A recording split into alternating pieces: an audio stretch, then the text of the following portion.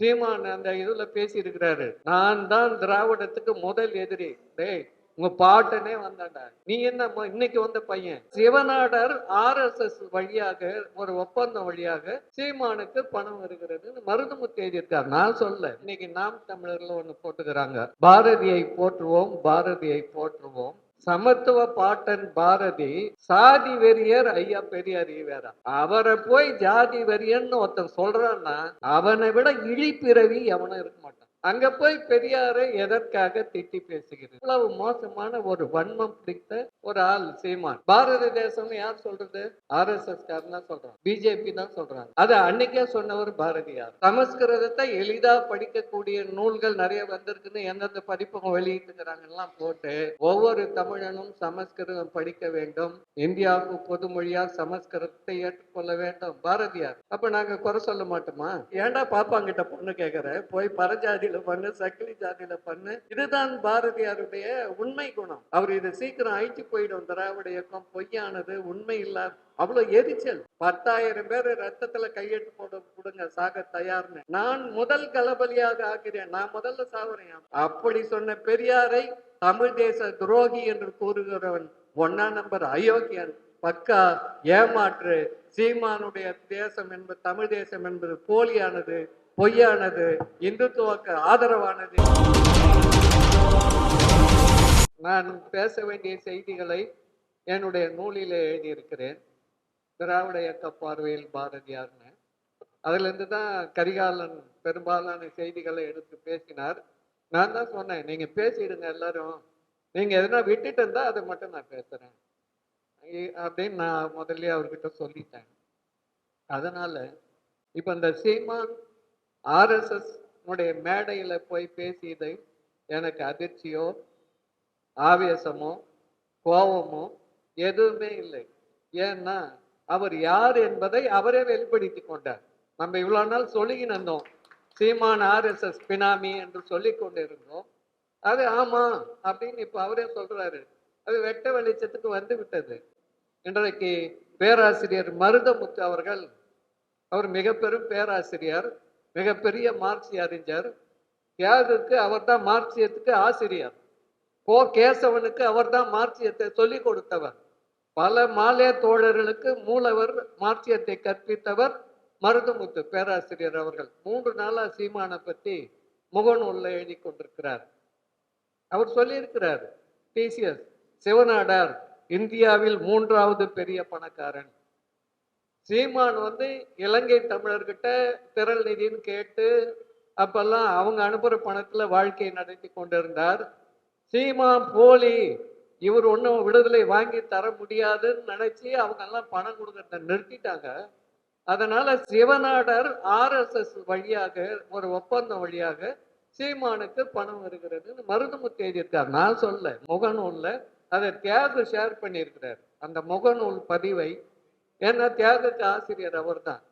ஆக அது வெளிப்படையா அது ஒரு அண்டர்ஸ்டாண்டிங்ல ஓடிக்கிட்டு இருக்குது. ஆகவே சீமான் போய் அங்க போய் அவரு பாரதியாரை பத்தி எவ்வளவு வேணா புகழ்ந்து பேசட்டும், யார் வேணா புகழ்ந்து பேசட்டும், எனக்கு அதை பத்தி கவலை இல்லை. அங்க போய் பெரியாரை எதற்காக திட்டி பேசுகிறீர்கள்? அதுதான் இப்ப நமக்கு இருக்கிற கேள்வி. அதுக்காக தான் இந்த கருத்தரங்கத்தை ஏற்பாடு செய்திருக்கிறார்கள். இப்ப இதை பார்த்த உடனே அவங்க ஒரு எதிர்வினை ஆற்றி இருக்கிறார்கள். இத துண்டறிக்கையை பார்த்த உடனே இன்னைக்கு நாம் தமிழர்ல ஒண்ணு போட்டுக்கிறாங்க, பாரதியை போற்றுவோம், பாரதியை போற்றுவோம். சமத்துவ பாட்டன் பாரதி சாதி வெறியர் ஐயா பெரியார் ஈவேரா. ஜாதி ஒழிய வேண்டும் என்பதற்காக காலம் முழுவதும் பாடுபட்டவர் பெரியார். அவர் மட்டும் இல்ல, அவருடைய மனைவி கூட வைக்கம் சத்தியாகிரகத்துக்கு அழைத்து சென்றார். 1924 நாகம்மையார் 8 நாள் அங்க போய் சிறையில் இருந்தாங்க. பெரியார் முதல்ல 4 மாசம் இருந்தாரு, அப்புறம் 1 ஆண்டு தண்டனை, முதல்ல 1 மாதம், அப்புறம் 1 ஆண்டு தண்டனை கொடுத்தாங்க. 4 மாதத்துல அரசர் செத்து போனதுனால விடுதலை பண்ணிட்டாங்க. தெருவுல, கோயில்ல போறதுக்கு இல்ல, வைக்கத்தை சுற்றி இருக்கிற தெருவுல நடப்பதற்கு உரிமைக்காக போராடி சிறை சென்றவர் பெரியார். அவரை போய் ஜாதி வெறியன்னு ஒருத்தன் சொல்றான்னா அவனை விட இழிப்பிறவி எவனும் இருக்க மாட்டான். அவ்வளவு மோசமான ஒரு வன்மம் பிடித்த ஒரு ஆள் சீமான். ஆகைய இது இது எதிர்வினை. இதுல வந்து அவங்க நாம் தமிழர் ஆளுங்க வந்து பேச போறாங்களாம். இதே போல கருத்தரங்க பேசுங்க. நீங்க எவ்வளவு வேணா பேசுங்க. சீமான் அந்த இதுல பேசியிருக்கிறாரு. நான் தான் திராவிடத்துக்கு முதல் எதிரி. டேய், உங்க பாட்டனே வந்தாண்டா. நீ என்ன இன்னைக்கு வந்த பையன்? ஆனான மாப்போசி 1946 காங்கிரஸில் இருந்து கொண்டு தமிழரசு கழகத்தை உருவாக்கினார். காங்கிரஸ்காரங்களும் பாப்பானும் சேர்ந்து தான் மாப்போசியை வந்து இயக்குனாங்க. அவர் காங்கிரஸ் கட்சிக்குள்ளதான் இருந்தாரு. தமிழரசு கழகம் என்பது தனியான ஒரு அமைப்பு கிடையாது. 1950 செண்பகம் துரைராஜன் வழக்கு நாமெல்லாம் நீதி கட்சி காலத்திலிருந்து இடஒதுக்கீடு போயிடுச்சேன்னு பதறின காலம். பெரியார் வடநாட்டில இருந்து வர்ற எல்லா அமைச்சருக்கும் கருப்பு கொடி காட்டுவோம்னு காட்டின ஓராண்டு போராட்டம். அந்த ஓராண்டு முழுக்கும் திராவிட இயக்க எதிர்ப்பு மாநாடுகளை நடத்தியவர் மாப்போசி. அவர் தான் சீமானுக்கு குருநாதர். இதெல்லாம் நாம தெரிஞ்சுக்கணும். ஆக இவங்க குருநாதர்லாம் யாருன்னு தெரிஞ்சாதான் இவங்க யாருன்னு நமக்கு தெரியும். சீப்பா ஆதித்தனார் நாம் தமிழர் கட்சி இப்ப சீமான் வச்சிருக்காரு. ஆதித்தனார் மகன்கிட்ட போய் வாங்கிட்டுன்றாரு. அந்த கட்சியே கிடையாது. நான் சொல்றேன், ஆதித்தனார் 1965 இந்திய எதிர்ப்பு போராட்டத்துல கோவை ஜெயில புடிச்சு போட்டாங்க, தடுப்பு காவல்ல. ஜெயில இருந்து பரோல்ல வந்து கலைஞர் கருணாநிதி அவர்கள் சேலத்துல மேகலா பிக்சர்ஸ்ல அப்ப கதவசனம் எழுதிங்கிறார் 65. ஆதித்தனார் அங்க வந்து கலைஞர்கிட்ட சொன்னாரு, இனிமே என்னால நாம் தமிழர் கட்சி நட்ட முடியாது, நான் திமுகல சேர்ந்துடுறேன், என்னை சேர்த்துங்க, நான் கட்சியை கலைச்சிடுறேன் அப்படின்னு 65 சொன்னார். நான் ஆதாரபூர்வமா எழுதியிருக்கிறேன். மாப்போசியும் ஆதித்தனாரும் தமிழ் தேசிய தலைவர்களான ஒரு நூல் வரலாற்று சான்றுகளோடு எழுதியிருக்கிறேன். அப்ப அவர் கட்சி கலைச்சிட்டு தான் 67 தேர்தலில் திமுக தான் நின்னார் உதயசூரியன்ல. மாப்போசி தமிழரசு கழகத்தை வைத்து கொண்டே ராஜாஜியினுடைய துணையினால திமுக ஆதரவுல நின்னாரு 2 தொகுதி. மாப்போசி வந்து டி நகர்ல நின்னாரு, தியாகராய நகர்ல. ஒருத்தருக்கு திருத்தணி தொகுதி வாங்கி கொடுத்தாரு, அவங்க கட்சிக்காரன் தியாகராஜன் என்பவருக்கு. காலம்பூரா 46 இருந்து 66 வரைக்கும் திராவிட இயக்கத்தை திட்டி கொண்டிருந்த மாப்போசி கடைசியா வந்து சேர்ந்த இடம் திமுக. இதெல்லாம் வரலாறு. மாப்போசி திமுக ஜெயிச்ச உடனே ஆனந்த விகடன்ல ஒரு கார்ட்டூன் போட்டாங்க. என்ன தெரியுங்களா? மாப்போசி ஒரு நாற்காலியை தலையில தூக்கின்னு வருவார். அண்ணாட வீட்டுல இருந்து அண்ணாதுரை வீட்டுக்கு வாசப்படியார்ல போட்டு உட்காந்து, அண்ணே தம்பி வந்திருக்கிற அண்ணே, எனக்கு ஒரு மந்திரி பதவி வேணும்னு. ஆனந்த விகடன்ல வந்த கார்ட்டூன், அந்த கார்ட்டூன் எடுத்து மாப்போசியா செங்கோல்ல போட்டிருக்கிறான்னு சொல்ற தப்பு, போட்டிருக்கிறார். செங்கோல்ல அந்த கார்ட்டூன், ஆனந்த விகடன் கார்ட்டூன் இருக்கு. ஆனந்த விகடன் என்னை இப்படியெல்லாம் இழிவு செய்கிறது அப்படின்னு. மாப்போசியே அமைச்சராக ராஜாஜி ரொம்ப முயற்சி பண்ணாரு. ஏன்னா ராஜாஜிக்கு ஆதரவாக அன்றைக்கு செயல்பட்டோர் முழுக்க முழுக்க மாப்போசி. ராஜாஜி குலக்கல்வி திட்டம் கொண்டாந்த போது 1953 ஜூன் மாதம் சட்ட மேலவையில் ஆதரித்து பேசியவர் மாப்போசி. எல்லா மாவட்டங்களிலும் குலக்கல்வி ஆதரவு மாநாடுகளை நடத்தியவர் மாப்போசி. எவ்வளவு சொல்லி பார்த்தாங்க, கேட்கல. மயிலாடுதுறையில கூட்டம் பேசிட்டு போகும்போது 2 திமுக காரங்க மாப்போசி மண்டையில 2 போட்டாங்க, ரத்தம் வந்தது பீறிட்டு. வழக்கு நடந்தது. 2 பேரும் நாங்க செஞ்சோன்னு ஒத்துக்கினாங்க, தண்டனை அனுபவிச்சாங்க. அதுல ஒண்ணும் இல்லை. 50 குலக்கல்வி திட்டத்தை ஆதரிச்சதுனால அன்னைக்கு திமுக வீரியமாக இருந்தது. திமுக தேர்தலில் ஈடுபடாத காலம் அது. 57 தான் முதல்ல தேர்தலுக்கு வராங்க. உணர்ச்சிகரமான காலம். அப்போ இவர் இப்படி எல்லாம் பண்ணோன்னா அதையெல்லாம் அப்படி இருந்தவரே ஒண்ணும் இல்லாம வந்து இங்க சேர்ந்துட்டாருன்றதுக்காக சொல்ல வரேன். அத்தனை ஆண்டு எழுதினவர். அதே போல எல்லாம் இவங்க யாரெல்லாம் தலைவர்ன்றாங்களோ எல்லாம் அப்படிதான். இப்ப கியா பேசுனாருன்னா மணியரசன் வந்து ரொம்ப தூக்கி பேசிங்கிறாரு. அவரு தனியா போன உடனே என்ன ஆனாரு? எங்க சோழிய வேளாளர் ஜாதிக்கு வந்து தனி இடஒதுக்கீடுன்னு எம்ஜிஆர் ஆட்சியில ஊர்வலம் போனாரு. தமிழ் தேசியர்கள் தான் சாதி வெறியர்கள் என்பதற்காக சொல்ல வர்றேன். இப்ப அண்ணல் தங்கவனுடைய பேரன் அருட்செல்வன் போன வாரம் வீட்டுக்கு வந்தாரு. என்ன சொன்னாரு? கியாப்பே அண்ணல் தங்க வீட்டுக்கு போறாரு தங்கறதுக்கு. அண்ணல் தங்க ஜாதி பேசக்கூடாதுனால சிலர் சொல்லி ஆக வேண்டியதாகுது. அவர் செங்கொந்த முதலியார், அவர் காங்கிரஸ்ல தான் இருந்தாரு. அவரு காந்தி வர்றதுக்காக அவங்க ஊர்ல வந்து கூட்டம் ஏற்பாடு பண்ணாரு பள்ளிகொண்டால. ராஜாஜி மற்றவங்க எல்லாம் வந்து அண்ணல் தங்கவுக்கு பெருமை வந்துரு போது, அவர் பேர் சாமிநாதன். பெருமை வந்துரு போது நான் அந்த கூட்டத்துக்கு கலந்து கொள்ளாம வேற வழியா கூட்டின்னு போயிட்டாங்க காந்திய.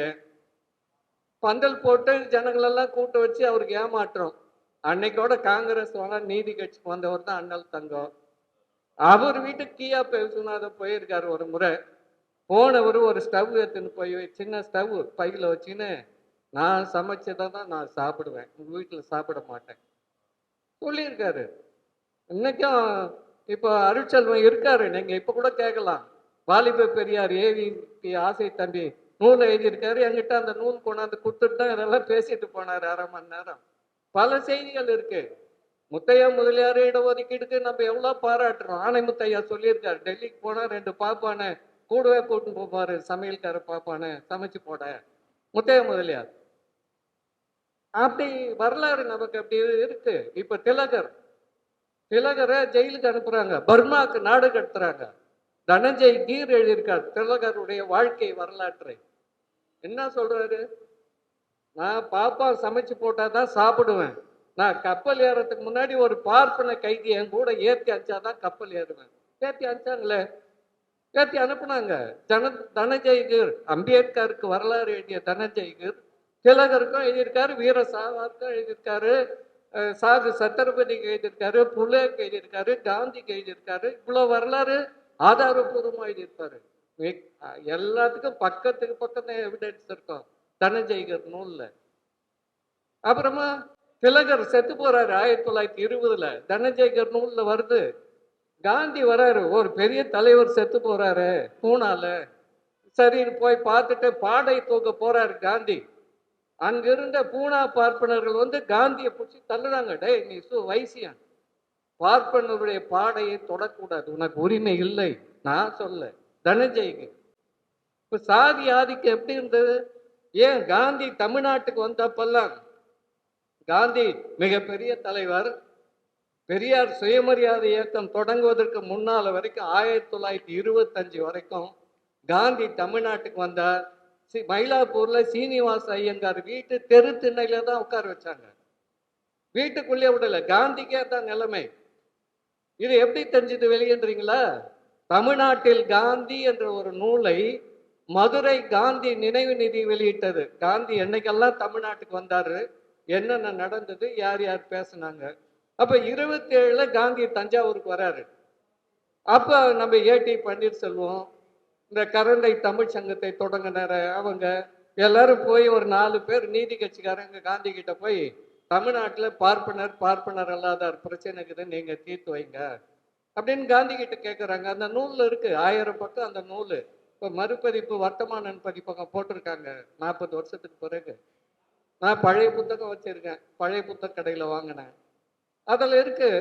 அவர் என்ன சொல்றாரு காந்தி, நான் இதுக்கு முன்னாடி வந்தா மயிலாப்பூர்ல சீனிவாச ஐயங்கார் வீட்டு தென்னையில் தான் உட்காருவேன். இன்னைக்கு என் பொண்டாட்டி சீனிவாச ஐயங்கார் வீட்டு அடுப்புங்கிற வரைக்கும் உள்ள போறாங்க. இது எதனால வந்தது? பெரியார் சுயமரியாதை இயக்கத்தை ஆரம்பித்த 2 ஆண்டுகளில் நடைபெற்ற மிகப்பெரிய மாற்றம் தமிழ்நாட்டுல. மனிதனை மனிதனாக மதிக்க வேண்டும். ஜாதியில் உயர்ந்தவனும் கிடையாது, தாழ்ந்தவனும் கிடையாது, எல்லா மனிதனும் சமம் என்று வாழ்நாள் முழுக்க போராடி அவர் பெரியார். ஜாதியை பாதுகாக்குது அரசியல் சட்டம் சொல்லி தானே 57 நவம்பர் 26 எரிக்க சொன்னார் பெரியார். 10,000 பேர் எரிச்சாங்க, 3000 பேர் சிறைக்கு போனாங்க, 1.5 ஆண்டு வரைக்கும் இருந்தாங்க. எதுக்கு? சாதி ஒழிப்பு. அப்படிப்பட்ட பெரியாரை போய் சாதி வெறியர்னு நாம் தமிழர் இன்னைக்கு நோட்டீஸ் போடுறாங்கன்னா இவங்களை என்னன்னு சொல்றது? நீங்க அந்த மேடையில பல செய்திகளை சீமான் பேசி இருக்கிறார். நான் பொதுவா சீமான் பேச்ச கேட்கறதே கிடையாது. ஏன்னா இன்னைக்கு பேசணுமேன்றதுனால மதியம் போட்டு 1 மணி நேரம் 7 நிமிடம் பேராசிரியர் சுபவர பாண்டியன் தான் எனக்கு அனுப்பியிருந்தார். இதை கேளுங்க வல்லவன் 4 நாளைக்கு முன்னாடியே அனுப்பிச்சாரு. அவரும் மறுநாளே ஒரு 1/2 மணி நேரம் வீடியோ போட்டிருக்காரு. திராவிடம் நூல்ல இருக்கு, சீமான் பேச்சு கண்டனம் தெரிவிச்சு. என் பாரதியார் நூல்ல இருந்து சில சந்தேகம் கேட்டாரு, அவருக்கு போட்டோ எடுத்து வாட்ஸ்அப்ல அனுப்பிச்சு. அதெல்லாம் அவரு என்ன அக்லாஞ்ச் பண்ணுவாரு, எங்க பேசினாலும் அதுல வல்லவன் இப்படி எழுதியிருக்காரு சொல்லியிருக்காரு.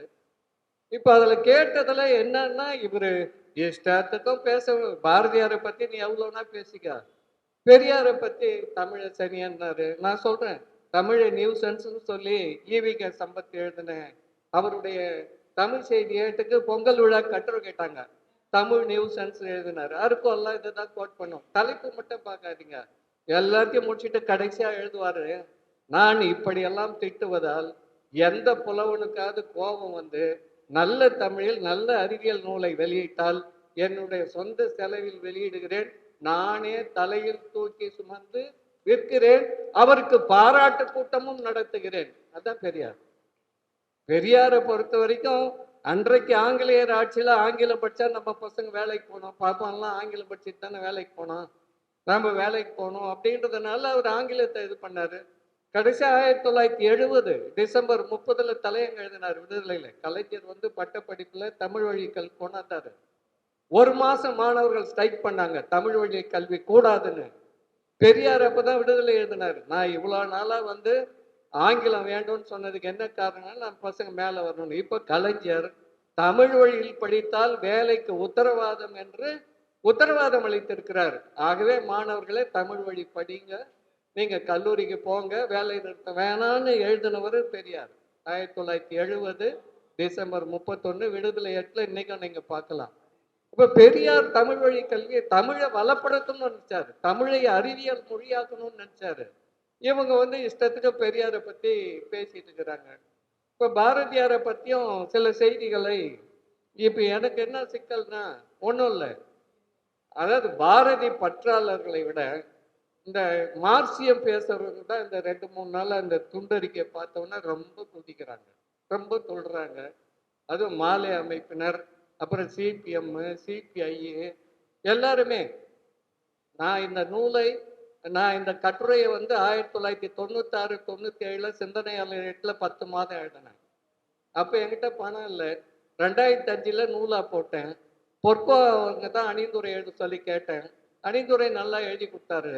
அப்போ சொன்னார் அவர் ஒரு வார்த்தை, வல்லவன் நல்ல வேலை, நீ கல்வித்துறையில வந்து கல்லூரியில பேராசிரியராகவோ பல்கலைக்கழகத்திலயோ இல்லாம போயிட்டு இருந்திருந்தா உன்னை ஒழிச்சு கட்டிட்டு இருப்பாங்க, சஸ்பெண்ட் பண்ண வச்சிருப்பாங்க, உன்னை வேலை இழக்க செய்திருப்பார்கள். இப்படி எழுதுறதுக்காக எழுதுனது நல்லா இருக்கு, ஆனா பாரதி வெறி அந்த அளவுக்கு பேராசிரியர்கள் மத்தியில் இருக்குன்னு பொற்கோ அப்போ வந்து சொன்னார்.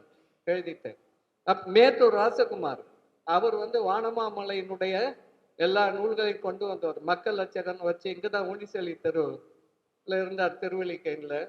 அவர் இந்த நூலை படிச்சுட்டு, அவர் சிபிஐ தான், அவர் சொன்னாரு, வலைய வல்லவன், நான் துணைவேந்தராக இருந்தால் இந்த புத்தகத்துக்காக உனக்கு டாக்டரேட்டை தருவேன்.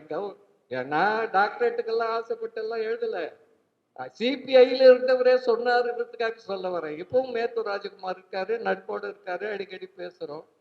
அது போல இதுல பல செய்திகள் இருக்கு. இப்போ வந்து பாரதியாரை பத்தி நீங்க அவன் பாப்பான்றதுனாலே இப்படி சொல்றீங்கலாம் சொல்றாங்க. அதெல்லாம் உண்மை இல்லை. அவர் எப்படி நடந்து கொண்டார் என்பது பற்றி தான். இப்போ மாநிலம் ஆந்திரா வந்து 1917 தனி மாநிலம் கேட்டாங்க, சென்னை மாகாணத்திலிருந்து பிரிஞ்சு போனோம்.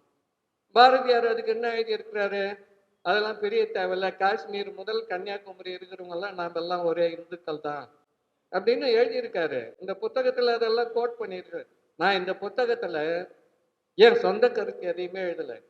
பாரதியாரை பற்றி அவருடைய சமகாலத்தவர்கள் எழுதிய 525 புத்தகங்களை படித்தேன். ஒவ்வொன்றுத்துக்கும் சான்று கொடுத்துருக்கிறேன். பக்க எண்ணே, எந்த நூல், யார் எழுதின நூல், எல்லாத்துலேயுமே சான்று கொடுத்துருக்கிறேன். அதனால இன்னைக்கு வரைக்கும் யாரும் அதுக்கு மறுப்பு எழுதலை. எழுதுனா தாராளமாக வரவேற்கிறேன். நான் மறுபடியும் அதுக்கு மறுப்பு சொல்லவும் தயாராக இருக்கிறேன். இப்போ இவங்க வந்து சொல்றாங்க, இப்போ பாரத தேசம்னு யார் சொல்றது? RSS காரன் தான் சொல்றாங்க, பிஜேபி தான் சொல்றாங்க. அது அன்னைக்கே சொன்னவர் பாரதியார். பாட்டு கூட வருமே பாரத விலாஸ்ல, பாரத தேசம் என்று பாட்டு வரும் இல்லையா, அன்றைக்கே எழுதினவர். அது மட்டுமல்ல, முதல்ல இந்திய இந்த நாட்டை பொதுமொழி ஆக்கணும்னு பாரதியார் வந்து 15/12/1906 எழுதுறாரு இந்தியா பத்திரிகையில. இந்தியாவுக்கு பொதுமொழியாக வர வேண்டும். எப்போ? 1906. அப்ப அவர் என்ன சொல்றாரு, அத ஒவ்வொரு தமிழனும் தமிழோடு இந்தியும் படிக்கணும். 1906 சரி, அது திலகருடைய கொள்கை, சரி ஒத்துக்கலாம். ஏன்னா திலகர் இந்தியா முழுக்க ஒரே நாடு ஆக்கணும், இந்தியாவை ஆக்கணும் அப்படின்றதுக்காக சொன்னாருன்னு சொல்லலாம். அதே பாரதியார் 11/1/1920 சமஸ்கிருதம் இந்தியாவுக்கு பொது மொழியா வரணும்னு எழுதுறாரு. ஏன் அப்போ விவாதம் என்ன இருந்தது? அதாவது இந்தியாவுக்கு பொது மொழியா ஆங்கிலமா இந்தியா, இதுதான் டிபேட்டு. ஆனா இவர் நடுவுல பூந்து ஆங்கிலம் வேண்டாம், இந்தியம் வேண்டாம், சமஸ்கிருதம் தான் இந்தியாவுக்கு பொது மொழியா வேணும்ட்டு 11/1/1920 சுதேசமித்திரன்ல எழுதியிருக்காரு. அதுக்கு என்ன காரணம் சொல்றாரு? இது ஒண்ணும் புதுசா நம்ம செய்ய தேவையில்ல. அந்த காலத்துல இந்தியாவுல ஏராளமான அரசர்கள் இருந்தாங்க. எல்லா அரசர்கிட்டயும் ராஜகுரு இருந்தாங்க. எல்லா ராஜகுருக்கும் சமஸ்கிருதம் தெரியும். அதனால ஒவ்வொரு அரசருக்கு இடையில கடித போக்குவரத்தெல்லாம் சமஸ்கிருதத்தில் தான் நடந்தது. அதனால அது ஒன்றும் தப்பு இல்லை. சமஸ்கிருதத்தை எளிதா படிக்கக்கூடிய நூல்கள் நிறைய வந்திருக்குன்னு எந்தெந்த பதிப்பகம் வெளியிட்டுக்கிறாங்கலாம் போட்டு ஒவ்வொரு தமிழனும் சமஸ்கிருதம் படிக்க வேண்டும். இந்தியாவுக்கு பொது மொழியா சமஸ்கிருதத்தை ஏற்றுக்கொள்ள வேண்டும் பாரதியார். அப்ப நாங்க குறை சொல்ல மாட்டோமா? இன்னைக்கு பிஜேபி சொல்றது அதானே.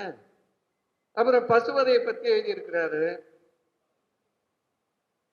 அப்புறம் இப்ப இவங்க சொல்றாங்க, இன்னைக்கு கூட என்னுடைய நண்பர் சுந்தர சோழன், அவரு நல்ல மார்க்சிஸ்ட், நல்ல ஆய்வாளர். ஆனா அவர் என்ன சொல்றாரு? பாரதி மன்னிப்பு கடிதத்துக்கு பிறகு அவர் எதுவுமே ஆங்கில அரசை எதிர்க்கலையான்னு கேட்கிறாரு. என்னுடைய நூல்ல அதுக்கு சான்று கொடுத்துருக்கிறேன், பக்கம் 36ல.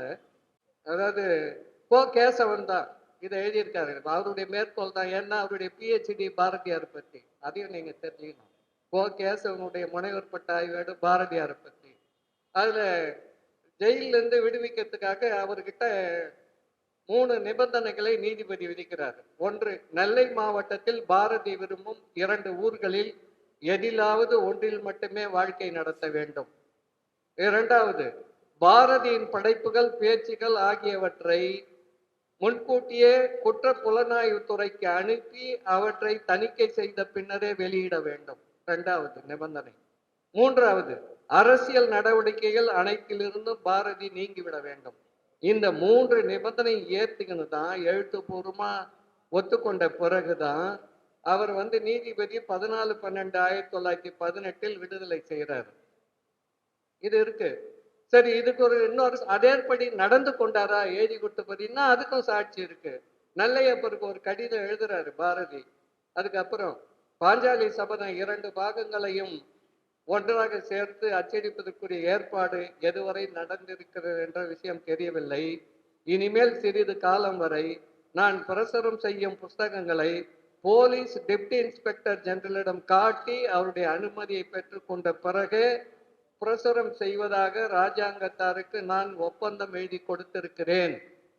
அப்படியே காண்பித்தாலும் தவறில்லை. நமது நூல் மாசற்றது.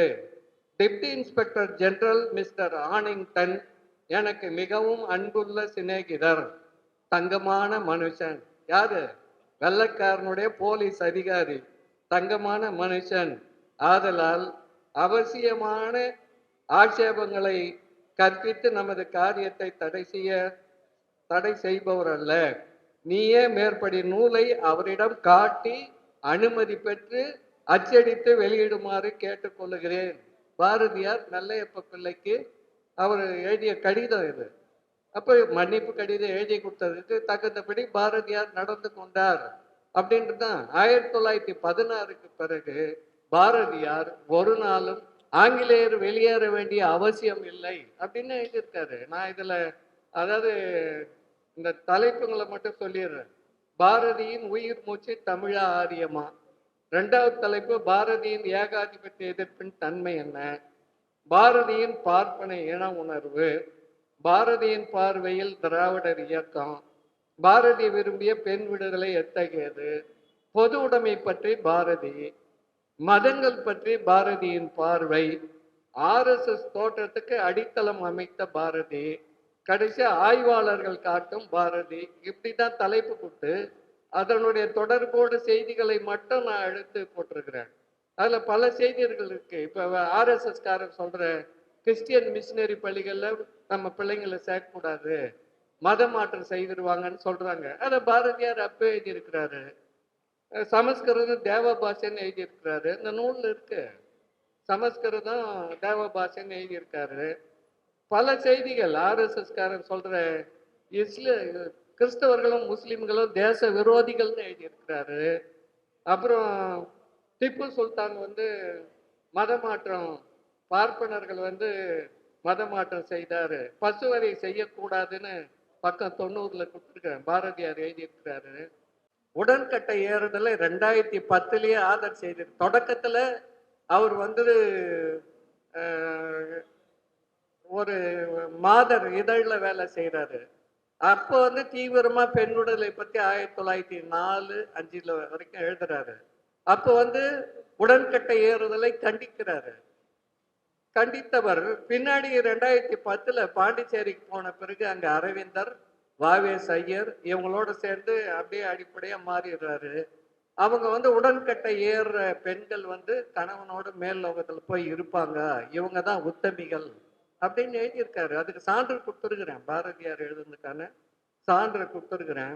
அப்புறம் கம்யூனிஸ்டுகளுக்கு நான் சொல்ல வேண்டியது என்னன்னா, லெனினை கண்டித்து பாரதியார் வந்து எழுதியிருக்கார். லெனின் ஒரு மூடன். அதோட நிக்கல. லெனினுடைய கொள்கை ஏற்றுக்கொள்ளத்தக்கதல்ல. இவங்க எல்லாம் சொல்றதெல்லாம் ஆஹா என்று கடைக்கண் விரித்தால் மாகாளி ரஷ்யாவில், ஏன் இங்க இந்தியாவில் விரிக்கல? அது டூமா புரட்சி, ஜார் வீழ்ச்சியை வந்து பாரதி கொண்டாடினார் பிப்ரவரி. ஆனா அக்டோபர் புரட்சியை பாரதியார் ஆதரிக்கவில்லை. லெனின் ஒரு மூடன், அவருடைய கொள்கை ஏற்றுக்கொள்ளத்தக்கதல்ல, கொலைக்கு கொலை தீர்வல்ல. அதனால என்ன பண்ணணும்னா அதுக்கு தீர்வு சொல்றாரு அவரு. நில உரிமையாளர்களும் விவசாயம் செய்யற கூலிகளும் கோயில் முன்னாடி வந்து உட்காருவோம். நாங்க என்ன சொல்றோம்னா, ஜென்மத்துக்கும் உங்களை நிலத்துல இருந்து வெளியேற்ற மாட்டோம். நீங்க காலம் பூராவும் விவசாயத்துல வேலை செஞ்சு எங்களுக்கு உழைச்சு போடணும். நீங்க எப்பவும் விவசாயம் செஞ்சு சாப்பிடலாம். அதுதான் பாரதியார் முன்வைத்திருக்கிற தீர்வு. சோசியலிசத்துக்கு மாற்றாக லெனின் கொள்கைக்கு இத கம்யூனிஸ்டுகள் வந்து இருட்டடி பண்றாங்க, சொல்றது கிடையாது. நாம சொன்னா நம்ம பேர்ல கோவப்படுறாங்க. இதெல்லாம் அதாவது பாரதியார ரொம்ப தூக்கி பிடிச்சதுக்கு ஒரே காரணம் தான் கம்யூனிஸ்டுகள். பாரதிதாசன் வந்து திராவிட இயக்கத்தில் புகழின் உச்சிக்கு வந்து விட்டார். இவங்களுக்கு வந்து ஒரு இந்திய தேசிய கவி தேவைப்படுகிறார். அதனால ஜீவானந்தம் தான் அளவுக்கு அதிகமா பாரதியார புகழ்ந்து ரொம்ப அதே வேலையா இருந்தா அவர் பாரதி பஜனை பாடிக்கொண்டிருந்தார். அப்புறம் பி ராமமூர்த்தி எல்லா கம்யூனிஸ்டுகளும் இன்னைக்கு மாலே இல்ல இருக்கிற தோழர்கள் கூட என் மேல சண்டைக்கு வர்றதுக்கு காரணம் அவங்க எல்லாம் போதிச்சு வச்சு ஊறி போயிருக்குது. இன்னொன்னு அவர் ஆங்கில ஏகாதிபத்திய எதிர்ப்பாளர் அப்படின்னு சொல்றாங்க. பார்ப்பனர்கள் இந்திய விடுதலைக்கு அதிக எண்ணிக்கையில் பார்ப்பனர்கள் பாடுபட்டதுக்கு காரணம் என்னன்னு திலகர் சொல்றாரு. இப்போ கரிகாலன் எனக்கு முன்னாடி பேசினார், என்னுடைய நூல்ல இருக்கு அந்த வாஞ்சிநாதன். அதுல அவன் பாக்கெட்ல இருந்த கடிதத்தில் இருக்கு, கேவலம் மாமிசம் உண்பவர்கள் வந்து நம்மளை ஆட்சி செய்யறதா, நம்முடைய தர்மத்தை அவர்கள் கெடுக்கிறார்கள். அதாவது வெள்ளக்காரன் ஆங்கிலேயன் அதாவது 1835ல பொது கல்வித்துறை பொது கல்வி முறை வருது.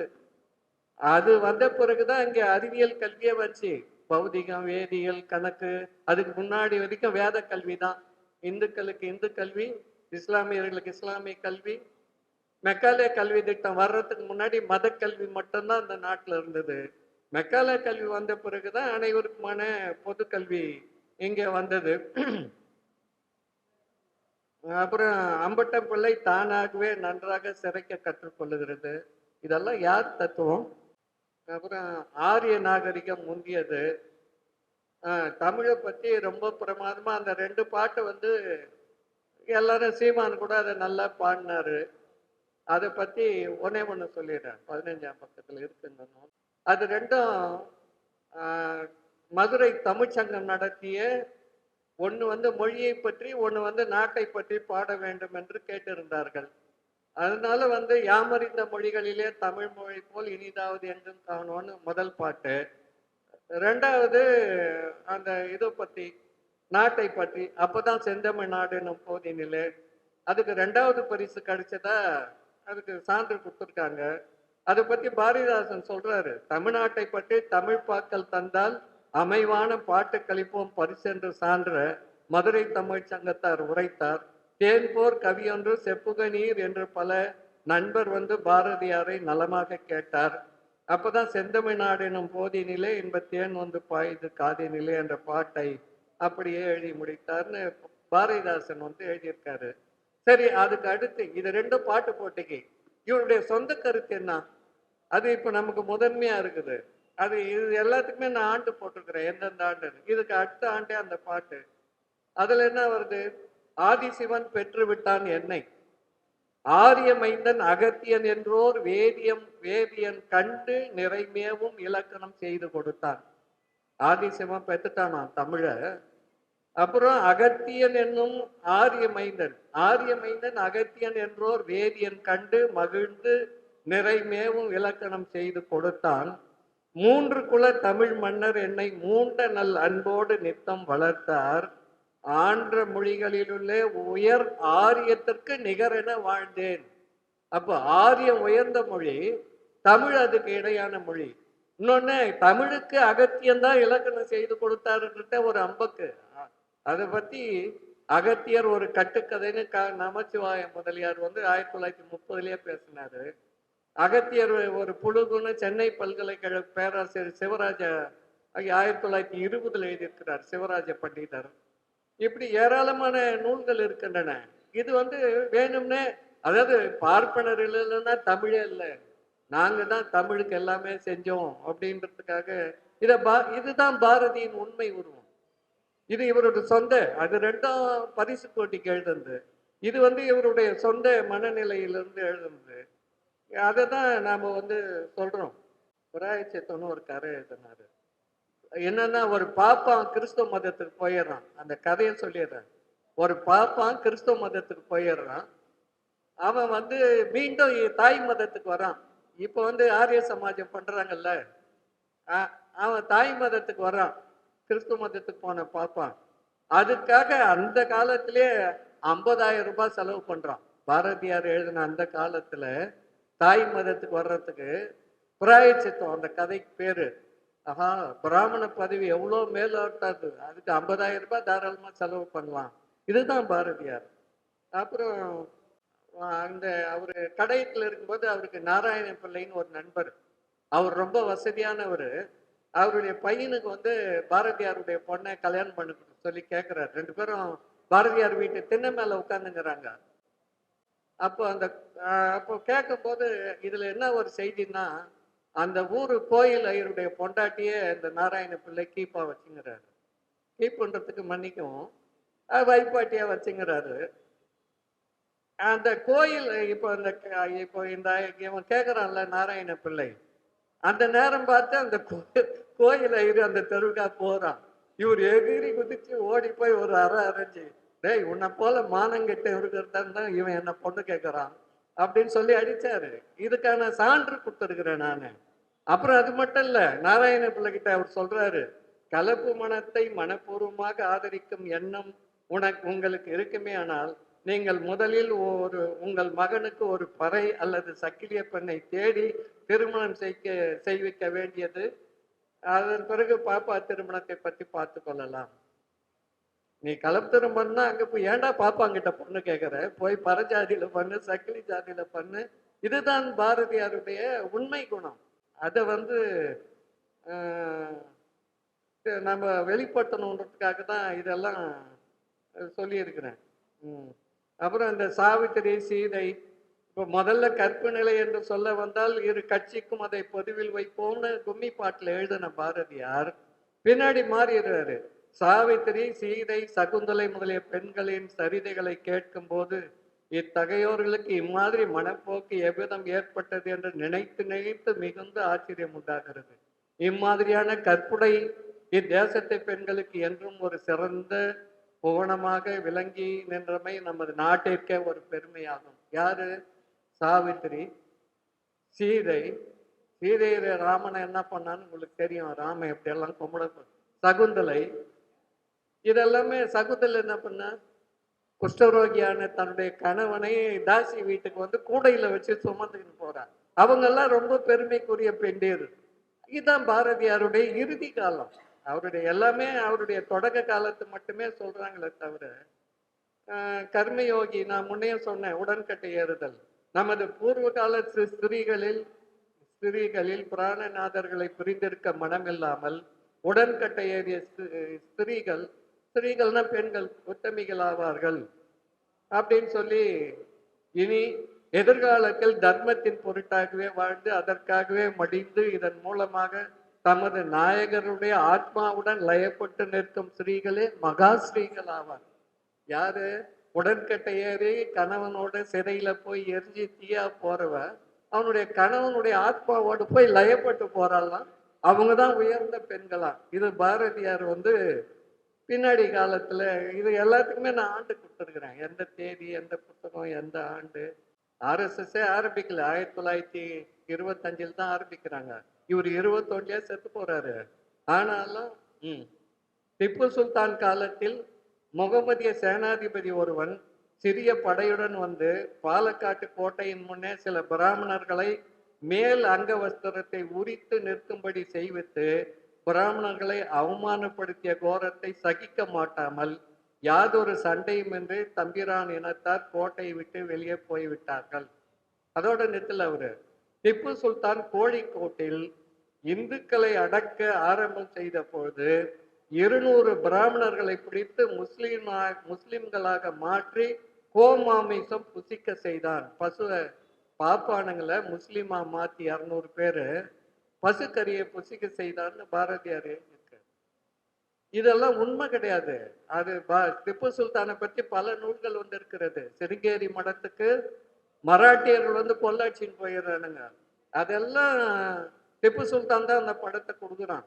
அந்த கோயிலுக்கு பட்டு போட அனுப்புறது, அந்த சங்கராச்சாரி சிருங்கேரி சங்கராச்சாரி என்னென்ன கேட்குறானோ பல்லக்கு எல்லாமே திப்பு சுல்தான் தான் கொடுக்குறான். அப்போ எவ்வளவு விஷமமா பாரதியார் இருந்திருக்கிறாருன்றது தான் நாம பார்க்க வேண்டியதா இருக்கு. அதனால்தான் நான் ஒரு தலைப்பிய அந்த இதுல வச்சேன். என்னன்னா RSS அமைப்புக்கு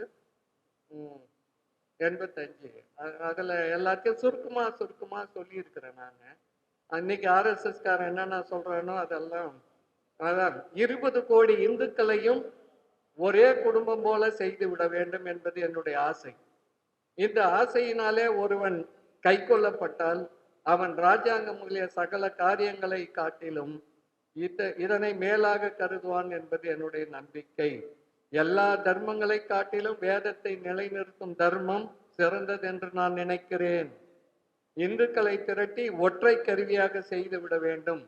இதற்குரிய உபாயங்களை சரியான காலத்தில் தெரிவிக்கிறேன் அப்படின்னு. அப்ப அதை தானே இப்ப ராமகோபாலன் சொன்னது, அதை தானே இப்ப இந்துமணி நீ சொல்றான், அதை தானே இவங்க இது பண்றாங்க.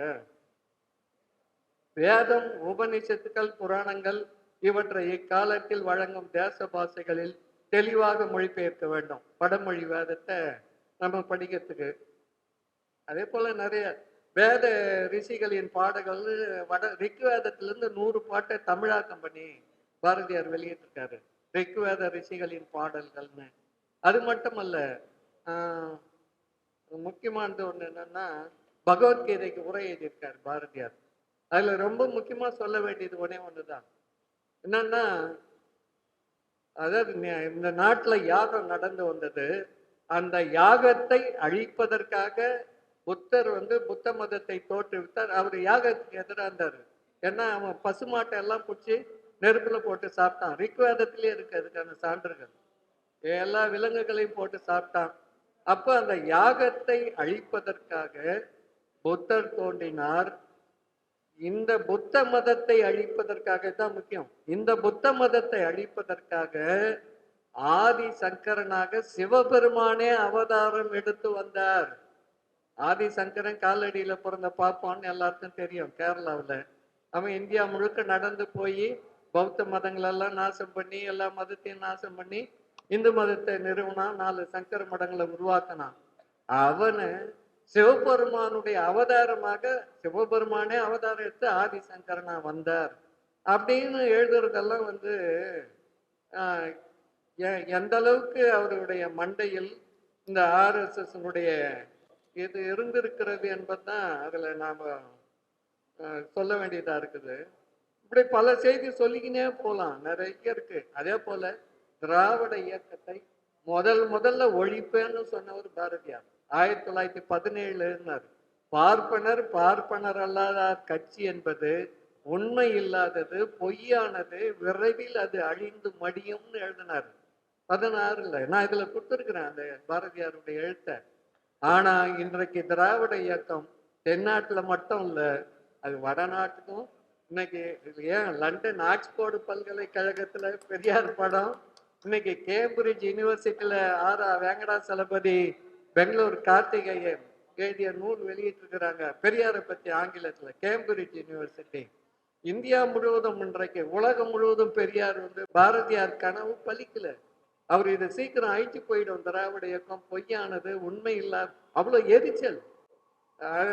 டி.எம். நாயர் தேச துரோகின்னு எழுதியிருக்கிறாரு டி.எம். ஆனா இதே பாரதியார் டி.எம். நாயரை 1906 புகழ்ந்து எழுதியிருக்கிறாரு. ஏன்னா மாநகராட்சியிலிருந்து ஒவ்வொருத்தரை மாநகராட்சியில் கவுன்சிலர்களை ஒருத்தரை தேர்ந்தெடுத்து சட்டமன்றத்துக்கு அனுப்புற முறை இருந்தது அப்போ, பழைய காலத்துல. அப்போ 4 பேர் போட்டி போடுறாங்க. அதுல தேசிகாச்சாரியன்ற ஒரு பாப்பான், டி.எம். 2 பேர் விளைக்கிறாங்க, கம்மியா ஓட்டு வாங்கினவங்க 2 பேர் நிக்கிறாங்க. தேசிகாச்சாரியன்ற பாப்பான் டி.எம். நாயரோட கம்மியா ஓட்டு வாங்கினான், ஆனா விலக மாட்டேன்றான். டி.எம். நாயர் அதிகமா வாங்கினவர். 2 பேர் போட்டினால ஒரு எம்எல்சி அங்க போறது நின்று போயிடுமேன்ட்டு இவர் நான் போல நீயே போட்டாரு. அப்ப பாராட்டி இந்தியா ஏட்ல இதே பாரதியார் இந்த நூல்ல அதை நான் கொடுத்துருக்கிறேன். அப்ப டி.என். நாயரை பத்தி தெரியாதவர் அல்ல பாரதியார். நீதி கட்சி ஆரம்பிச்ச உடனே அவர் தேச துரோகி ஆயிடுவாரா?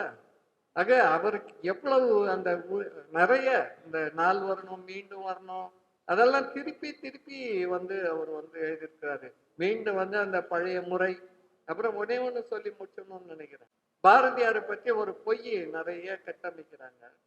அதை பற்றி பாரதிதாசன் சென்னை பச்சையப்பன் கல்லூரியில 6/9/1949 மாலை 5 மணிக்கு பாரதி விழால பேசுறாரு.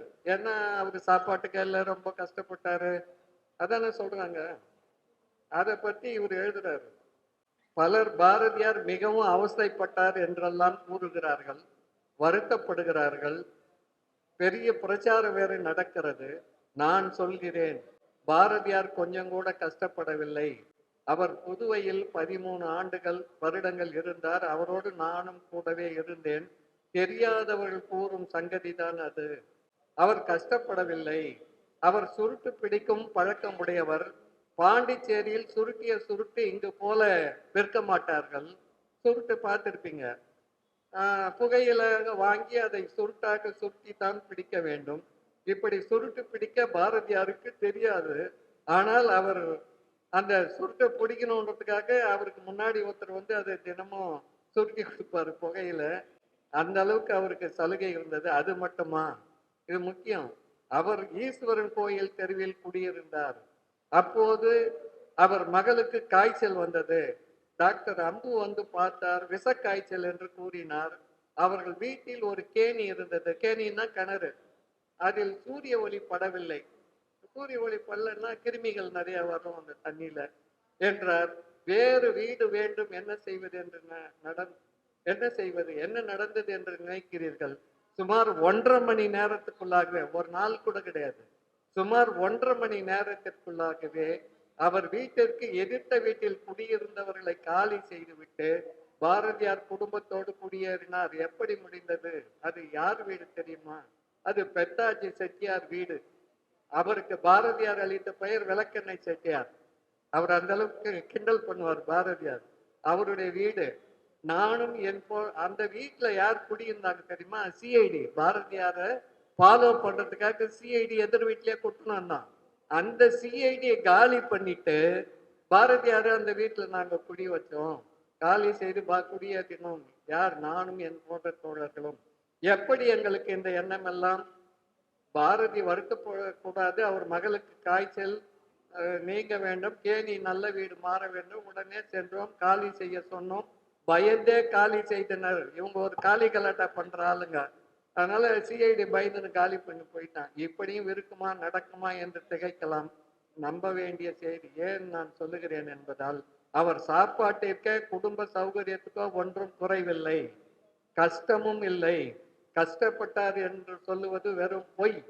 பின் எப்படி இந்த வதந்தி பாரதி கஷ்டப்பட்டார் என்று பரவிற்று என்று சொல்லுகிறேன் கேளுங்கள். வைரத்தோடு இல்லை, அதுதான் கஷ்டம். எதை கொண்டு பாரதியார் கஷ்டப்பட்டார் என்று சொல்லுகிறார்கள்? அவருக்கு சோறு இல்லையா? இருந்தது வசதியாக. இதெல்லாம் பச்சையப்பன் கல்லூரியில பாரதிதாசன் பேசின பேச்சு. பாண்டியிலே அப்போது இருந்த சீனிவாச ஐயங்கார் வீட்டு பெண்கள் எல்லாம், இந்த மண்டையன் சீனிவாச ஐயங்கார் இந்தியா பத்திரிகை ஓனர் அவர்தான், அவர் அவர் வீட்டில் வைர நகைகள் அணிந்து விளங்கினர். வாவியர் வீட்டிலும் அவ்வாறே. ஆனால் பாரதியார் கால வீட்டிலோ சிகப்பு கல் தோடுதான். அதுவும் அப்பாஜி காலத்து இதுதான் நிலை. அவர் வீட்டில் சதா அவர் வீட்டில் இருந்த நகை, அந்த அம்மா வீட்டுல இருக்கிறவங்க, அவர் வீட்டுல இந்த நகை இருக்குது, இவர் வீட்டுல இந்த நகை இருக்குது, நம்ம வீட்டுல என்ன நகை இருக்கு என்று தொல்லைப்படுத்துவார்கள் என்று பாரதியார் அடிக்கடி கூறி வருத்தப்படுவார். அவர் வீட்டில் வாழ வழி இருந்தது, ஆனால் வைரத்தோடு தான் இல்லை. உண்மை. சாப்பிட கஷ்டம் இல்லை, சரியான நகைகள் இல்லை. இது வறுமையா கஷ்டமா? நகை இல்லாத குறைதான். தாம்பிக வேண்டுமா? பல முறை அவர் குடும்பத்தார் பிறந்த வீட்டிற்கு செல்வார். அப்போதெல்லாம் கூட அவருக்கு ஒரு குறைவுமின்றி தான் எல்லாம் நடந்தது. வறுமை கஷ்டம் என்று கூறுவது சுத்த பொய். இதை யாரு வெளியிட்டாங்கன்னா, தீவா மெய்கண்டார்னு இருந்தாரு, இப்போ இருக்காரு. அவர் வயதானவர், அவர் மாப்போசி ஆள் தான். அவர் திராவிட இயக்கம்ல இளந்தமிழன் ஒரு பத்திரிகை நடத்துறாரு. 1998 மே மாத இதழில் இந்த செய்தியை எடுத்து போட்டிருக்காரு. கவி என்கிற நண்பர் பெரியார் பார்வை இதழ் எண் 8ல் இந்த பாரதிதாசனுடைய சொற்பொழிவை, பாரதிதாசன் கூடவே இருந்தவர், அதாவது பாரதியார் கூடவே இருந்தவர், அவர் எழுதியிருக்கிறார். ஆக சீமான வந்து பேசுறாரு, அவரை பட்டினி போட்ட இந்த சமூகம் நாசமா போனோம், இப்படியே போனோம், அப்படி போனோம். பாரதியார் எழுதியிருக்காரு, தனி ஒருவனுக்கு உணவில்லையில் ஜகத்தின. ஒருத்தனுக்கு சாப்பாடு எல்லாம் உலகத்தையே அழிச்சிடுவியா? எல்லாருக்கும் சாப்பாடு கிடைக்க வழி செய்யணுமே தவிர ஒரு மனுஷன் போய் எப்படி உலகத்தை அழிக்க முடியும்? ஆக இப்படியெல்லாம் பாரதியாரை பற்றி கற்பனைகள் மிக மிக அதிகமாக. அதுல இந்த கம்யூனிஸ்ட் கட்சிகள் தான், தோழர் ஜீவா முதற்கொண்டு ராம் தீக்கதிரில பாரதியாருக்கு 100 மலர் போட்டாங்க, பெருசா நான் வச்சிருக்கேன். ஆனா பாரதிதாசன் 100 கண்டுக்கவே இல்லை. ஏன்னா அவர் திராவிட இயக்க கவிஞர், ஒதுக்கிட்டாங்க. இன்றைக்கும் மாலை குழுவினர்ல பாரதியாரை நம்ம ஏதாவது குறை சொன்னா உடனே நம்மள நீ திமுக சொம்பு, இல்லைன்னா 200 ரூபாய் யூபி. நான் இன்னைக்கு சொல்றேன், ஆணைமுத்தையா கட்சி ஆரம்பிச்சது 1976. 77 நாங்க தேர்தல் புறக்கணிப்பு. 2021 அவர் மறைகிற வரை தேர்தல் புறக்கணிப்பு தான். எனக்கு 65 வயசாச்சு, ஒரு முறை வாக்களித்தது இல்லை. ஏன்னா அரசியல் சட்டத்தை மாற்றணும், புரட்சி வரணும், தமிழ்நாடு தனியா பிரியணும், இப்போ தன்னுரிமைன்னு மாத்திக்கணும். முதல்லலாம் தனி தமிழ்நாடு பேசணும். அது இந்த சட்டமன்றத்தால் நாடாளுமன்றத்தால் நடக்காது. இவங்களை தேர்ந்தெடுப்பதனால பெரிய மாற்றம் விளையாது என்று இருந்தவர்கள் நாங்கள். இப்ப கடந்த நாடாளுமன்ற தேர்தலில் தான் முதல் முறையா இந்த மோடி பிஜேபி பாசிசம் வருதுன்ட்டு பிஜேபிக்கு எதிரான திமுக கூட்டணிக்கு வாக்களியுங்கள்னு நான் தான் தலையங்க எழுதினேன். அப்போ கூட மிக எச்சரிக்கையாக, தேர்தலில் வாக்களிக்க நம்பிக்கை உள்ளவர்கள், தேர்தலில் வாக்களிக்க நம்பிக்கை உள்ளவர்கள் திமுக கூட்டணிக்கு வாக்களியுங்கள்னு தான் எழுதியிருக்கிறேன். இப்போ நீங்க எடுத்து பார்க்கலாம், புதிய சிந்தனையாளர். இன்னைக்கு வரைக்கும் எந்த திமுக தலைவரும் எனக்கு நேரடி பழக்கம் இல்லை. ஆணைமுத்தையா மறைந்த பிறகு ஒரே நிமிஷம் தான் அவருடைய படத்திறப்பு நினைவேந்தல், அவருடைய பணத்திறப்பு நினைவேந்தல் நிகழ்ச்சி நடத்தணும், ராஜா கூப்பிடணும்னு எங்க கட்சியில பேசினாங்க. நான் அது வரைக்கும் அவரை பார்த்தது கிடையாது. திமுக தலைவரை யாரையுமே பார்த்ததில்லை. ஆணைமுத்தையா நான் 40 வருஷமா மேடையில பேசுறேன். ஒரு நாள் திமுக கூட்டத்திலேயோ வேற தேர்தல் பிரச்சாரத்துக்கு எங்கேயுமே போனதில்லை. அப்புறம் சங்கோலி திருநாவுக்கரசு மகன் சிற்றரசு கிட்ட கேட்டேன், ராஜாவை பார்க்கணும்பா, ஆணைமுத்து நினைவேந்தல் நினைவு மலர் வெளியிடணும், தேதி வாங்கணும்னு. அவர் தான் கூட்டு போனார். அன்னைக்கு தான் முதல்ல ராஜாவை நேர்ல பார்த்தேன். அவர் நல்ல பெரியாரிஸ்டா இருக்காருன்னு தொடர்ந்து அவர் கூட நட்பில் இருக்கிறேன், அவ்வளவுதானே தவிர மற்றபடி எதுக்காகவும் என்னுடைய சொந்தத்துக்காகவோ சுயநலத்துக்காக யார்கிட்டையுமே போய் நின்னது கிடையாது. என்ன போய் பார்த்து நீ திமுக, அதாவது ஒரு நியாயம் இருக்கணும் சொல்றதுல. என்னமோ இவங்க ஏதோ 24 மணி நேரம் விடுதலை புலிகளை போல துப்பாக்கியை தோல்ல மாட்டிக்கின்னு இந்திய ராணுவத்தை அப்படியே தூள் பண்ணிட்டு நாளைக்கே பாட்டாளி சர்வாதிகார வர்க்கத்தை படைக்கிறது போல ஒரு கனவுலகத்தில் வாழ்ந்து கொண்டிருக்கிறார்கள் சில மாலை குழுவினர். பெரியார்னாலே ஒவ்வொல பெரியாரு பொது உடைமை பத்தி எழுதுறது 1000 பக்கம் இருக்கு. வீரமணி தொகுத்து பெரியாரின் பொது உடைமை சிந்தனைகள்னு ஆசிரியர் வீரமணி 3 தொகுதி வெளியிட்டிருக்கிறார். குடியரசுல வந்தது மட்டும். அது இல்லாம விடுதலையில் இருக்கு 1000 பக்கம். பெரியார் பொது உடைமைக்கு விரோதி கிடையாது, எதிரி கிடையாது. ஆனா இந்த மாலை குழுக்கள் பெரியார் தான் திட்டம் போட்டு அப்பப்போ ஆனா பாரதியார் மன்னிப்பு கடிதம்னா ஏன் பெரியார் கேட்கலையா? பெரியாருடைய கடிதம் இன்னைக்கும் ஆணைமுத்தையாவுடைய பெரியார் ஈவேரா சிந்தனைகள் இருக்கு. கோவை கலெக்டர் முன்னாடி மன்னிப்புன்ற வார்த்தையே கிடையாது. நான் எழுதினேன், எனக்கு தெரிஞ்சது எழுதினேன். அது உங்களுக்கு இப்படி இருக்குதுன்னு தெரிஞ்சா அதுக்கு நான் பொறுப்பு கிடையாது. என்ன தண்டனை கொடுக்குறியோ கொடுங்கன்னாங்க. 6 மாசம் சிறை, 1000 ரூபாய் அபராதமா? சரி, நான் அபராதம் கட்டல, மேலும் சிறையில் இருந்தேன். பெரியாருடைய வாழ்நாளில் என்றைக்குமே யாருக்கிட்டையும் மன்னிப்பு என்ற வார்த்தையே கிடையாது. சிறைக்கு பயந்தவரே கிடையாது. சிறைக்கு அஞ்சாத சிங்கம் பெரியார். பெரியார் காமராஜர் என்ற தனிப்பட்ட மனிதரை ஆதரித்தார். ஏன்னா ராஜாஜி குலக்கல்வி கொண்டாந்தாரு, அதை ஒழிச்சிட்டு கல்விக்கூடங்களை நீதி கட்சிக்கு பிறகு அதிகமா நீதி கட்சி ஆரம்பிச்ச பள்ளிக்கூடத்தை ராஜாஜி மூடிட்டாரு. 38ல 2000 பள்ளிக்கூடம், 52, 53ல 6000, 8000 பள்ளிக்கூடத்தை ராஜாஜி மூடினார், தொடக்க பள்ளிகளை. அதெல்லாம் காமராஜர் வச்சு திறக்க வச்சார் பெரியார். அதனால காமராஜர் ஆதரித்தார். அதானே தவிர அப்ப கூட காமராஜரை ஆதரிக்கின்ற அதே நேரத்தில் தமிழ்நாடு நீங்கிய இந்திய தேசிய வரப்படைத்தை எரித்தார். தமிழ்நாடு தமிழர்கள் 5/5/1960 பெரியார் எரித்த அந்த படத்துல ஆந்திரா எரிஞ்சது, கேரளா எரிஞ்சது, கர்நாடகா எல்லாம் தான் எரிஞ்சது. தமிழ்நாடு நீங்கிய வரைபட எரிப்பு போராட்டம். அரசியல் சட்டத்தை எரிச்சார். காந்தி உருவ பொம்மையோடு 1952ல இருந்து ஒவ்வொரு ஆண்டும் ஆகஸ்ட் 1ஆம் தேதி ரயில் நிலையங்கள்ல இந்தியில எழுத ஆரம்பிச்சான். குடியரசான உடனே தமிழ்நாட்டு ரயில் பெயர் பலகையில தீக்க ஆகஸ்ட் 1ஆம் தேதி தார் பூசி அந்த இந்திய எழுத்துக்களை அழிக்கிற போராட்டம். அப்ப சீமானுடைய தலைவர் மாப்போசி மண்ணெண்ணட்டின்னு எடுத்து போய் அந்த தார் அழிச்சிட்டு இந்தி தேர்தல் மாதிரி பண்ணார். இப்ப சீமான் அதான் பேசியிருக்கிறாரு, இந்திக்காரன மொழி, அதை நான் எதிர்க்க மாட்டேன், தமிழ்நாட்டுல தமிழ் வாழணும், இந்தியாவுல இந்தி வாழணும். ஏண்டா இந்தி எங்க மேல ஏண்டா திணிக்குது? இப்ப நாங்க கேட்கற கேள்வியாதான். நான் எதுக்கு இப்ப நவோதய பள்ளி இப்போ முந்த நாள் கோர்ட்ல சொல்லிக்கிறான். நவோதய பள்ளியில இந்தி ஒரு பாடம், மும்மொழி கொள்கை. அது ராஜீவ்காந்தி காலத்துல 1986ல வந்துச்சு புதிய கல்வி தேசிய அவர் ஆரம்பிச்சது. அப்ப எம்ஜிஆர் ஆட்சி தான் 86ல. எல்லா இயக்கங்களும் கடுமையா போராடினால எம்ஜிஆர் பயந்துட்டு தொடங்கல தமிழ்நாட்டுல. நாம வெறும் இடம் மட்டும்தான் பார்த்து தரணும், ஒன்றிய அரசே எல்லா செலவும் பண்ணிக்கும். ஆனா அதுல இந்தி இருக்குதுன்னு வேணான்னு எதிர்க்கிறோம். இந்தி எதிர்ப்பு என்னைக்கு தொடங்குச்சு? வரலாறு தெரிந்தவர்கள் தெரிந்து கொள்ளணும். அதாவது 1917 ஜூலை 31ஆம் தேதி காந்தி மும்பையில பேசினார், இந்தியாவுக்கு பொது மொழியா இந்தி வரணும். அதுக்கு மறுநாளே நீதி கட்சியினுடைய திராவிட நேடு 1/8/1917 இந்தியாவுக்கு பொது மொழியாக இந்தி வருவதற்கு லாய்க்கற்றது. 30 கோடி பேர் இருக்கிறன்னா 6.5 கோடி பேர் பேசுகிற மொழியை மீதி மக்கள் மீது ஏண்டா திணிக்கிறீங்க 23.5 கோடி பேர் மேல அப்படின்னு அன்னைக்கே எழுதுனாங்க. 1917. இன்றைக்கு வரைக்கும் தமிழ்நாட்டில் இந்தி நுழையாமல் இருப்பதற்கு திராவிடர் இயக்கம் மட்டுமே காரணம். சமஸ்கிருத ஆதிக்கத்தை ஒழித்தது திராவிடர் இயக்கம் தான். இன்னும் கோயில்கள்ல கொஞ்சம் ஒழியாம இருக்குது, வீட்டு சடங்குகள்ல ஒழியாம. பெரியாரிஸ்டுங்க நாம கூப்பிடுறது இல்லை. அதெல்லாம் இன்னும் கலாச்சார புரட்சி அதிகமா வரணும். ஆகவே சீமான் பேசுவது போலி தமிழ் தேசியம். அவர் உண்மையான தமிழ் தேசியம் பேசுற எவனா இருந்தாலும் பெரியாரு தான் தலைமையில தூக்கி வச்சு நாடணும். ஏன்னா 1938 தமிழர் பெரும்படை கட்டாய இந்திய எதிர்ப்பாக 1938 ஆகஸ்ட் 1 திருச்சியில் புறப்பட்டாங்க 100 பேரு. வழிநெடுக பிரச்சார பயணம், கட்டாய இந்திய ஒழிக தமிழ் வாழ்க.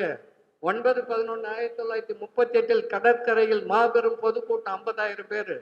பெரியார் அன்றைக்கு தான் சொன்னாரு, இந்தியாவில் இருக்கிறதுனால இந்திய திணிக்கிற, போடா உன்னுடைய இந்தியாவும் வேணாம், நீ வேணாம், தமிழ்நாடு தமிழருக்கு. அப்போ இந்த ஆனந்த விகடன்ல ஆசிரியர் இருந்தவர் இந்த கல்கி பொன்னியின் செல்வன் எழுதினார். என்ன பேரு? கல்கி கிருஷ்ணமூர்த்தி. கல்கி ஏடு தொடங்கப்படவில்லை, ஆனந்த விகடன்ல ஆசிரியராக இருந்தார். உடனே அவர் எலிகளுக்கு எழுதினாரு. பெரியார் கோபம் வந்துச்சு, எலிவலை ஆனாலும் தனி வலை வேண்டும், போடா எனக்கு சின்ன ஊர் கட்சா கூட போதும், எனக்கு சுதந்திரமா நாடு வேணும் அப்படின்னு சொன்னார். ஆகவே ஆகவே அதாவது பெரியார் 38ல் தமிழ்நாடு தமிழருக்கே என்று சொன்னது அவர் மறைகிற வரை மாற்றவில்லை. இடையில் நீதி கட்சி தலைவராக இருந்த போது திராவிட நாடு திராவிடருக்கு என்று சொன்னார். ஆனா 4 நாடு எப்போ ஒன்னா பிரிஞ்சுக்கணும்னு சொன்னார். 1956 நவம்பர் 1 மொழிவாரி மாநிலம் பிரிந்த பிறகு 17 ஆண்டுகள் பெரியாரு தமிழ்நாடு தமிழருக்கேன்னு விடுதலை எழுதினாரு, மாநாடுகள் போட்டாரு, கூட்டங்கள் நடத்தினாரு. சாகரத்துக்கு முன்னாள் வரைக்கும் கடைசி சொற்பொழில கூட இணை மாநாடு டிசம்பர் 8, 9 பெரியார் திடல்ல பெரியார் பேசி முடிச்ச உடனே ஒருத்தர் சீட்டு கொடுத்தாங்க, நல்ல குமரன் மாதிரி ஒரு ஆளு.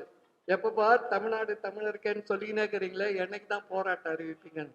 பெரியார் சொன்னாரு, தமிழ்நாடு தனியா போனோம்னா 1,00,000 பேர் சாக தயாரா இருக்கணும். ஏன்னா இப்ப விடுதலை புலிகள் எவ்வளவு பேர் செத்தாங்கன்னு உங்களுக்கு தெரியும். அன்றைக்கு சொன்னார் 1,00,000 பேர் சாக தயாராக இருக்க வேண்டும். 10,000 பேர் ரத்தத்துல கையெழுத்து போட கொடுங்க சாக தயார்னு. நான் முதல் களபலியாக ஆகிறேன், நான் முதல்ல சாகுறேன் என் படைக்கு தலைமை தாங்கி போய். அப்படி சொன்ன பெரியாரை தமிழ் தேச துரோகி என்று கூறுகிறவன் 1ஆம் நம்பர் அயோக்கியன், பக்கா ஏமாற்று. சீமானுடைய தேசம் என்பது தமிழ் தேசம் என்பது போலியானது, பொய்யானது, இந்துத்துவக்கு ஆதரவானது என்று கூறி சீமானை புறக்கணிப்போம். சீமான் எங்கெல்லாம் இப்படி எல்லாம் பெரியாரை பற்றி பேசினாலும் இது போல எதிர் கூட்டங்களை நடத்துவோம். சீமானை தமிழ்நாட்டு அரசியலில் இருந்து அகற்றுவதுதான் நம்முடைய முதன்மை இலக்காக இருக்க வேண்டும். எதிரிகளை நேருக்கு நேர் போராடிடலாம், துரோகிகள் களையப்பட வேண்டியவர்கள். ஆகவே அதை இனிமே மேற்கொள்வோம், போராடுவோம், வெற்றி பெறுவோம் என்று கூறி வாய்ப்பளித்த உங்கள் அனைவருக்கும் நன்றி கூறி முடித்துக் கொள்கிறேன். நன்றி, வணக்கம்.